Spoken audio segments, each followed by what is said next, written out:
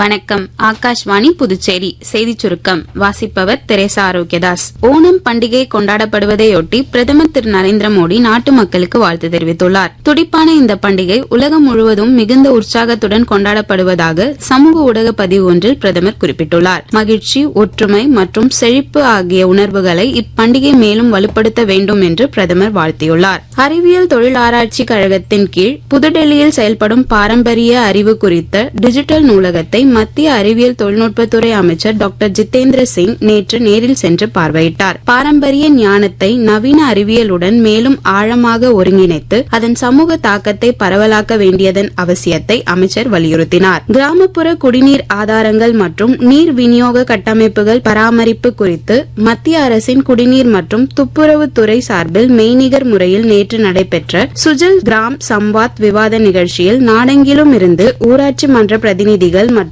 உள்ளூர் சமூகத்தினர் கலந்து கொண்டனர். தென்னிந்திய மாநிலமான கேரளாவின் பெயரை கேரளம் என்று மாற்றுவதற்கான அறிவிப்பை மத்திய உள்துறை அமைச்சகம் அதிகாரப்பூர்வமாக வெளியிட்டுள்ளது. இம்மாற்றம் நேற்று முதல் நடைமுறைக்கு வந்துள்ளது குறிப்பிடத்தக்கது. புதுச்சேரி வணிக சீர்திருத்த சட்ட முன்வரைவு மாநில சட்டமன்றத்தில் நேற்று தாக்கல் செய்யப்பட்டது. முதலீடு, தொழில் முனைவு, புதுமையாக்கம் மற்றும் வேலை வாய்ப்புகளை பெருக்குவதற்கான முக்கிய கேந்திரமாக புதுச்சேரியை மாற்றும் நோக்கத்துடன் கூடிய இந்த மசோதாவை இந்திய தொழில்கள் கூட்டமைப்பின் புதுச்சேரி பிரிவு வரவேற்றுள்ளது. ஆந்திர பிரதேசம், தமிழ்நாடு, புதுச்சேரி மற்றும் காரைக்கால் ஆகிய இடங்களில் இன்று இடி மின்னலுடன் கூடிய மழை பெய்ய வாய்ப்புள்ளதாக இந்திய வானிலை ஆய்வு மையம் தெரிவித்துள்ளது. இத்துடன் இந்த செய்திச் சுருக்கம் நிறைவு பெறுகிறது.